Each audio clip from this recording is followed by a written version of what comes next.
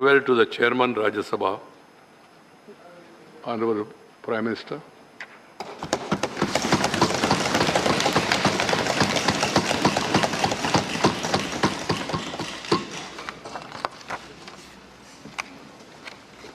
आदरणीय सभापति जी, आज हम सब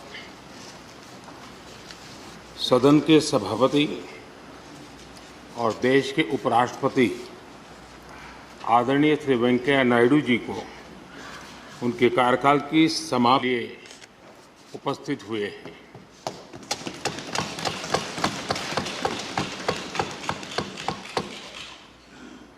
ये इस सदन के लिए बहुत ही भावुक पल है। सदन के कितने ही ऐतिहासिक पल आपकी गरिमामय उपस्थिति से जुड़े हुए हैं। फिर भी अनेक बार आप कहते रहे हैं, I have retired from politics but not tired from public life. और इसलिए इस सदन को नेतृत्व देने की आपकी जिम्मेदारी भले ही पूरी हो रही हो, लेकिन आपके अनुभवों का लाभ भविष्य में सुदीर्घ काल तक देश को मिलता रहेगा। हम जैसे अनेक सार्वजनिक जीवन के कार्यकर्ताओं को भी मिलता रहेगा। आदरणीय सभापति महोदय, आजादी के अमृत महोत्सव में आज जब देश अपने अगले 25 वर्षों की नई यात्रा शुरू कर रहा है, तब देश का नेतृत्व भी एक तरह से एक नए युग के हाथों में है। हम सब जानते हैं कि इस बार हम एक ऐसी 15 अगस्त मना रहे हैं जब देश के राष्ट्रपति, उपराष्ट्रपति, स्पीकर, प्रधानमंत्री सबके सब वो लोग हैं जो आजाद भारत में पैदा हुए हैं।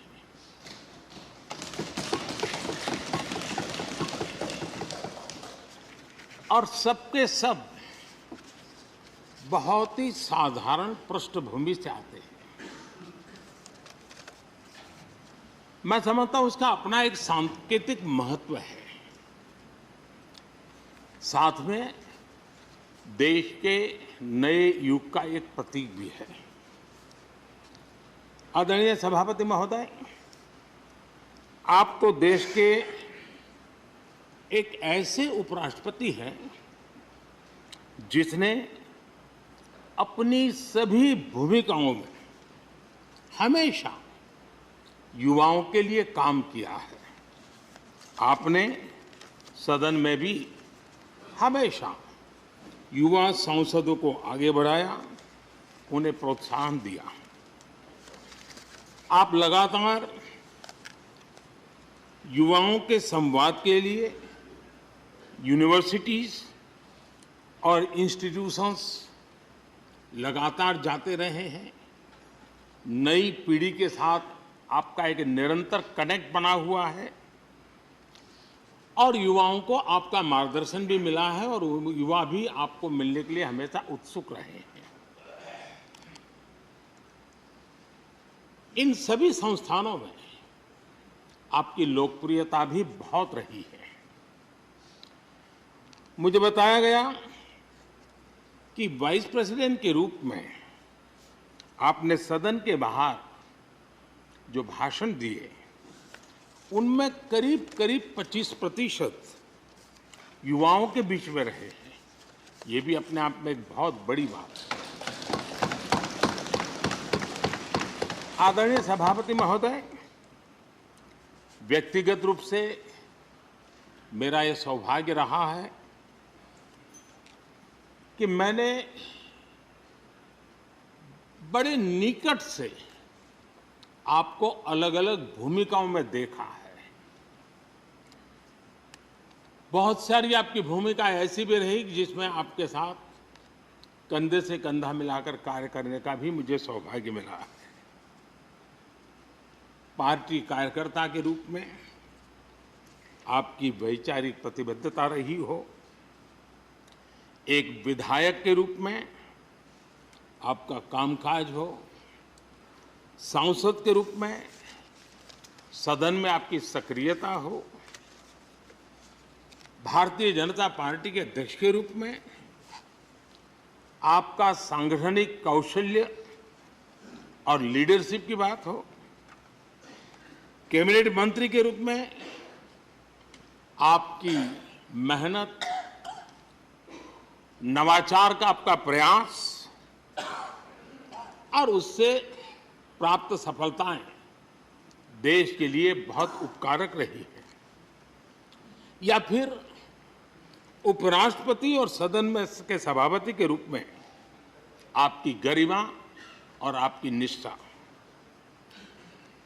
मैंने आपको अलग अलग जिम्मेदारियों में बड़े लगन से काम करते हुए देखा है। आपने कभी भी किसी भी काम को बोझ नहीं माना।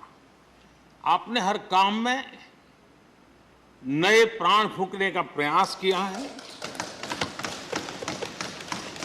आपका जज्बा, आपकी ये लगन हम लोगों ने निरंतर देखी है।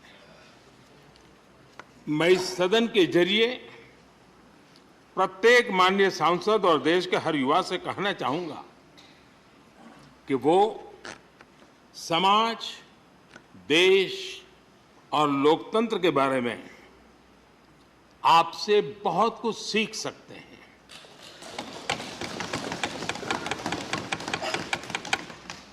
लिसनिंग, लर्निंग, लीडिंग,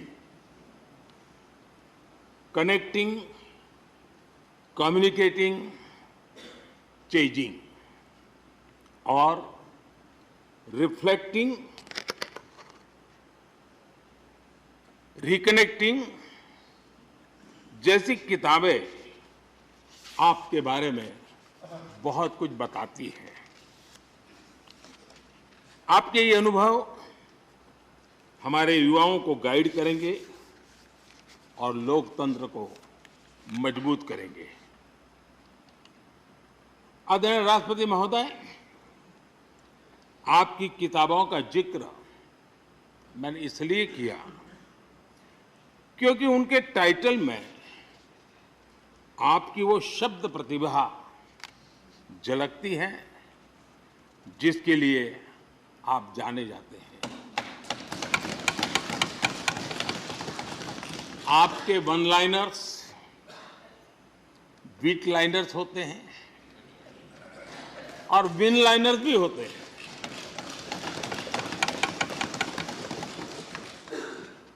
यानी उसके बाद कुछ और कहने की जरूरत ही नहीं रह जाती। Your each word is heard, preferred and revered and never countered.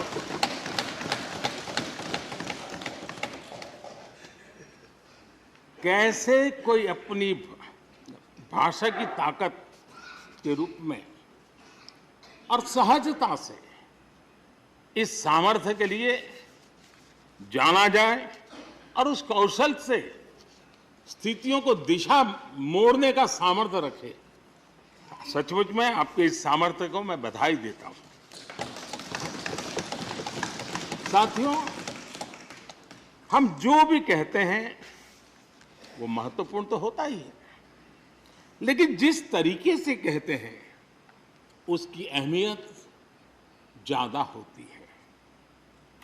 किसी भी संवाद की सफलता का पैमाना यही है कि उसका गहरा इम्पैक्ट हो, लोग उसे याद रखें और जो भी कहें उसके बारे में लोग सोचने के लिए मजबूर हो।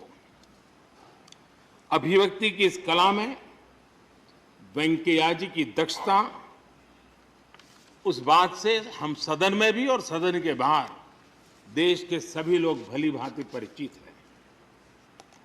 आपकी अभिव्यक्ति का अंदाज जितना बेबाक है उतना ही बेजोड़ भी है।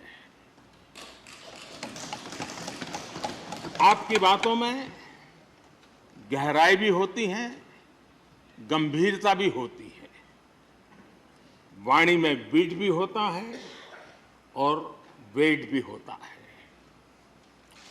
वार्मथ भी होता है और विजडम भी होता है। संवाद का आपका तरीका ऐसे ही किसी बात के मर्म को छू जाता है और सुनने में मधुर भी लगता है।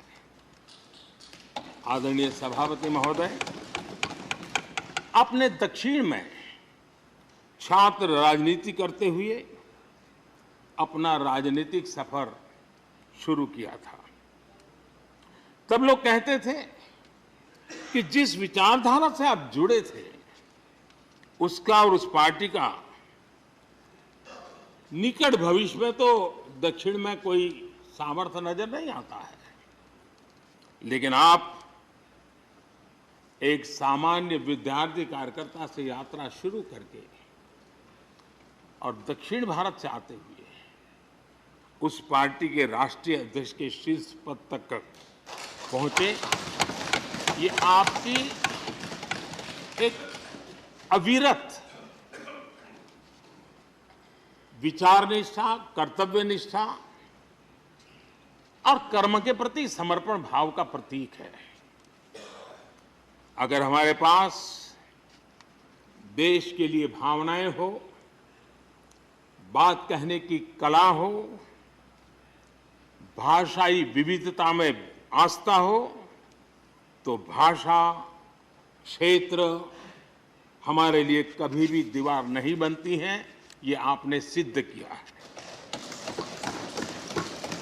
आदरणीय सभापति महोदय, आपकी कही एक बात बहुत लोगों को याद होगी, मुझे तो विशेष रूप से याद है। मैंने हमेशा सुना है आप मातृभाषा को लेकर के बहुत ही टची रहे हैं, बड़े आग्रही रहे हैं, लेकिन उस बात को कहने का आपका अंदाज भी बड़ा खूबसूरत है। जब आप कहते हैं कि मातृभाषा आंखों की रोशनी की तरह होती है, मातृभाषा आंखों की रोशनी की तरह होती है, और आप आगे कहते हैं और दूसरी भाषा चश्मे की तरह होती है। ऐसी भावना हृदय की गहराई से ही बाहर आती है। वेंकैया जी की मौजूदगी में सदन की कार्रवाई के दौरान हर भारतीय भाषा को विशिष्ट अहमियत दी गई है। आपने सदन में सभी भारतीय भाषाओं को आगे बढ़ाने के लिए काम किया। सदन में हमारी सभी 22 शेड्यूल लैंग्वेज में कोई भी माननीय सदस्य बोल सकता है, उसका इंतजाम आपने किया। आपकी ये प्रतिभा, आपकी ये निष्ठा आगे भी सदन के लिए एक गाइड के रूप में हमेशा हमेशा काम करेगी। कैसे संसदीय और शिष्ट तरीके से भाषा की मर्यादा में कोई भी अपनी बात प्रभावी ढंग से कह सकता है, इसके लिए आप प्रेरणापुंज बने रहेंगे।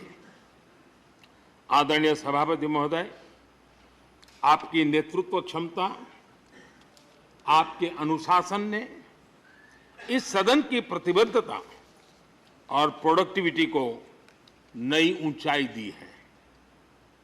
आपके कार्यकाल के वर्षों में राज्यसभा की प्रोडक्टिविटी 70% बढ़ी है। सदन में सदस्यों की उपस्थिति बढ़ी है। इस दौरान करीब करीब 177 बिल पास हुए या उन पर चर्चा हुई, जो अपने आप में कीर्तिमान है। आपके मार्गदर्शन में ऐसे कितने ही कानून बने हैं जो आधुनिक भारत की संकल्पना को साकार कर रहे हैं।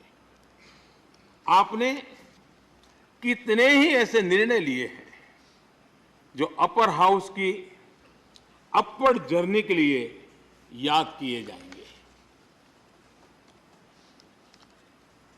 सचिवालय के काम में और अधिक एफिशिएंसी लाने के लिए भी आपने एक समिति का भी गठन किया। इसी तरह राज्यसभा सचिवालय को सुव्यवस्थित करना, इंफॉर्मेशन टेक्नोलॉजी को बढ़ावा देना, पेपरलेस काम के लिए ई ऑफिस सिस्टम को लागू करना, आपके ऐसे कितने ही काम हैं जिनके जरिए उच्च सदन को एक नई ऊंचाई मिली है। आदरणीय सभापति महोदय, हमारे यहाँ शास्त्रों में कहा गया है, न सा सभा यत्र न सन्ति वृद्धा न ते ये न वदन्ति धर्मम। अर्थात जिस सभा में अनुभवी लोग होते हैं वही सभा होती है, और अनुभव लोग वही है जो धर्म यानी कर्तव्य की सीख दें। आपने मार्गदर्शन में राज्यसभा ने इन मानकों को पूरी गुणवत्ता से पूरा किया है। आप माननीय सदस्यों को निर्देश भी देते थे और उन्हें अपने अनुभवों का लाभ भी देते थे, और अनुशासन को ध्यान में रखते हुए प्यार से डांटते भी थे। मुझे विश्वास है कि किसी भी सदस्य ने आपके किसी भी शब्द को कभी अन्यथा नहीं लिया। ये पूंजी तब पैदा होती है जब व्यक्तिगत जीवन में आप उन आदर्शों और मानकों का पालन करते हैं।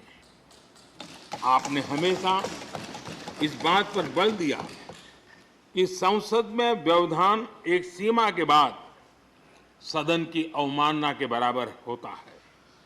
मैं आपके इन मानकों में लोकतंत्र की परिपक्वता को देखता हूं। पहले समझा जाता था कि अगर सदन में चर्चा के दौरान शोरगुल होने लगे तो कार्यवाही को स्थगित कर दिया जाता है, लेकिन आपने संवाद, संपर्क और समन्वय के जरिए न सिर्फ सदन को संचालित किया बल्कि उसे प्रोडक्टिव भी बनाया। सदन की कार्यवाही के दौरान जब सदस्यों के बीच कभी टकराव की परिस्थिति पैदा होती थी तो आपसे बार बार सुनने को मिलता था, let the government propose, let the opposition oppose and let the house dispose. इस सदन को दूसरे सदन से आए विधेयकों पर निश्चित रूप से सहमति या असहमति का अधिकार है। यह सदन उन्हें पास कर सकता है, रिजेक्ट कर सकता है या अमेंड कर सकता है, पर उन्हें रोकने की, बाधित करने की परिकल्पना हमारे लोकतंत्र में नहीं है। आदरणीय सभापति महोदय, हमारी तमाम सहमतियों और असहमतियों के बावजूद आज आपको विदाई देने के लिए सदन के सभी सदस्य एक साथ उपस्थित हैं। यही हमारे लोकतंत्र की खूबसूरती है। ये आपके लिए इस सदन के सम्मान का उदाहरण है। मैं आशा करता हूं कि आपके कार्य, आपके अनुभव आगे सभी सदस्यों को जरूर प्रेरणा देंगे। अपने विशिष्ट तरीके से आपने सदन चलाने के लिए ऐसे मानदंड स्थापित किए हैं जो आगे इस पद पर आसीन होने वालों को प्रेरित करते रहेंगे। जो लेगेसी आपने स्थापित की है, राज्यसभा उसका अनुसरण करेगी, देश के प्रति अपनी जवाबदेही के अनुसार कार्य करेगी। इसी विश्वास के साथ आपको पूरे सदन की तरफ से, मेरी तरफ से अनेक अनेक शुभकामनाएं देता हूं। और आपने देश के लिए जो कुछ भी किया है, इस सदन के लिए जो कुछ भी किया है, इसके लिए सबकी तरफ से ऋण स्वीकार करते हुए मैं आपका धन्यवाद करता हूं। बहुत बहुत शुभकामनाएं। धन्यवाद प्रधानमंत्री जी। श्री मल्लिकार्जुन खड़गे जी, लीडर ऑफ अपोजिशन।